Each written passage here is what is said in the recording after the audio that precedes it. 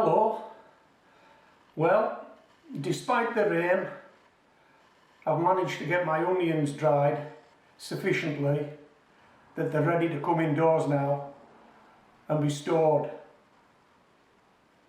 Check out this short clip of video from a previous video that shows my onions on an improvised drying rack in the pouring rain. Check that out, then come back to me, and when you do, I'll have been outdoors, I'll have moved the onions off the rack, and you get a better look at them.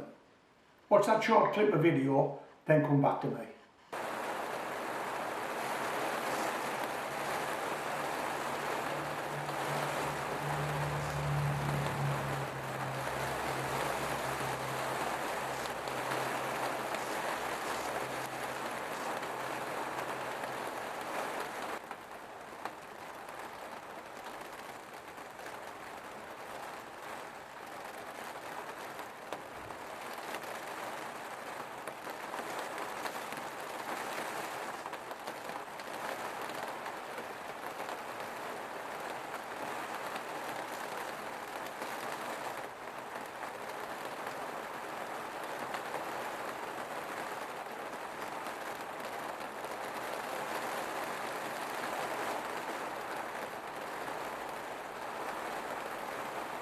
We're using the mushroom crates to store the onions.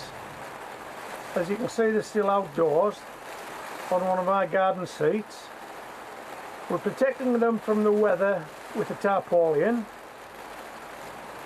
We've configured it such that the tarpaulin drains any rain into the wheelbarrow, and when it stops raining, we'll transfer that rainwater into one of my water butts. Hey, how about that? 2 for the price of 1.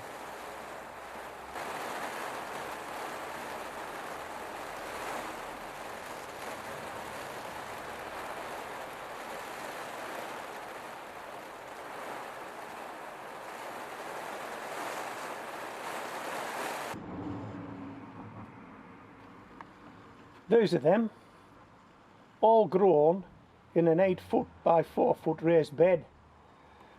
Before we discuss them, I'm going to cut you to another very short clip of video that I shot as I came across the garden.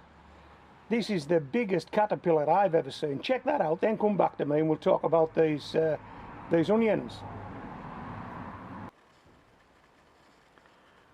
Wow, I've never seen a caterpillar this big before. That bad boy's got to be at least 4 inches long and 1/2 inch diameter, at least. Anybody want to tell me what it is?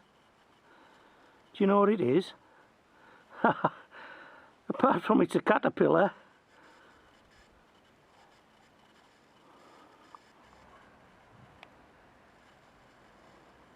Yeah, 4 inches long. About 1/2 inch thick. That is a big caterpillar. I've never seen one as big. Just going into the shade now. Bye bye, Mr. Caterpillar.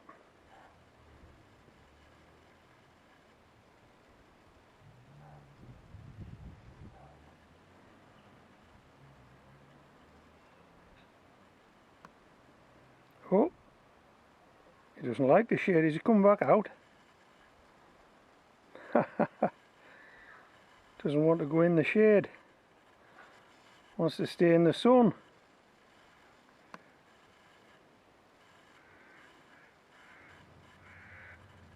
Yeah, that's a big caterpillar. Well, if you know what it is, come back to us, let us know. We're in the United Kingdom, you know that. Or at least I think you know that. Yeah, we're in the United Kingdom, so what do you think this is? I haven't got a clue. Right, let's finish that job with the onions.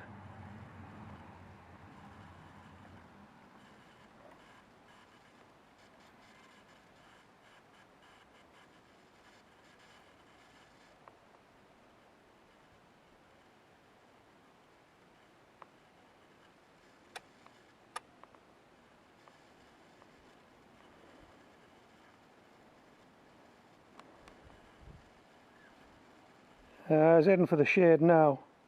Yeah, that's the last we'll see of him.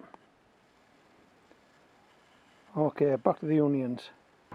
Hey, how about that? Did you recognise it? Do you know what it was?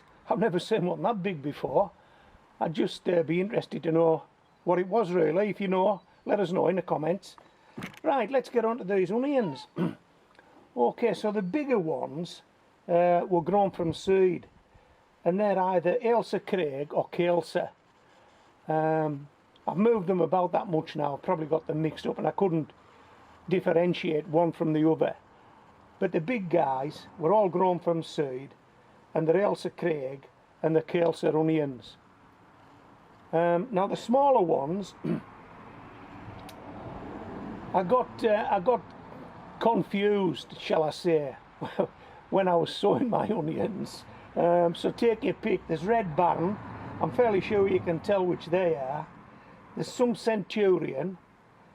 There's some Sturon, and there may be others. And right in the middle there, front and centre in the middle, are some gourmet shallots. They're Z-brown shallots. But hey, that's a whole lot of onion, isn't it? From an 8 foot by 4 foot raised bed.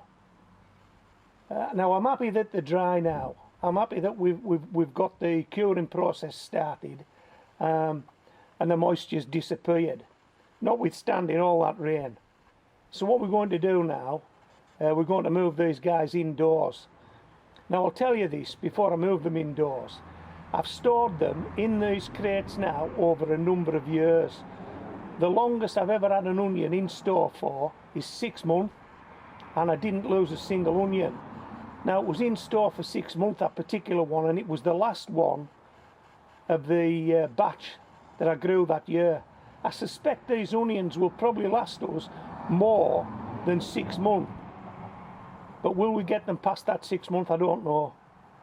And I guess you won't know unless you come back to me, because I'll probably do an update on this, because storing onions is something that has got to be done. If you grow so many onions, you've got to be able to store them, and the last thing you want is to store them and they start spoiling. So I've done it this way for a number of years now, and it's worked for me. If you store them this way, hopefully it'll work for you. Right, let's get these guys indoors.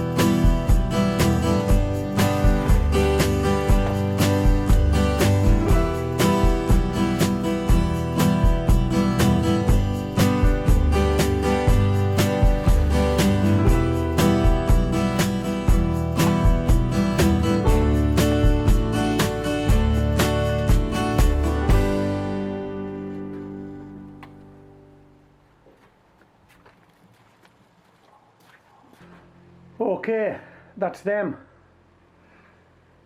They're on the racking in the garage. I think it's only fair to say that we're just about to move into the first autumn month here at Homegrown Veg in the United Kingdom. So although it's a nice sunny day today, days are going to get shorter, they're going to get cooler, they're going to get colder as we move into winter. And that's important if you're storing anything in a garage. The door will be down most of the time, so these onions will be in the dark most of the time. When the door's up, there'll be a good air exchange in here, so there's no chance of any dampness creeping in, and they'll be stored through the colder months. And this works for me. Now, if you're trying to store these somewhere where it's warm, where it's hot, where it's damp, where it's humid, perhaps the garage isn't the place. Perhaps there's somewhere better, but this works for me, and it has worked for me over a number of years now. Yeah, that's it. So I hope you've enjoyed the video. We're done with onions now for another year. Apart from every month I will lift these onions down, I will inspect them, and if there's any that don't look as though they're going to make it, I'll bin them.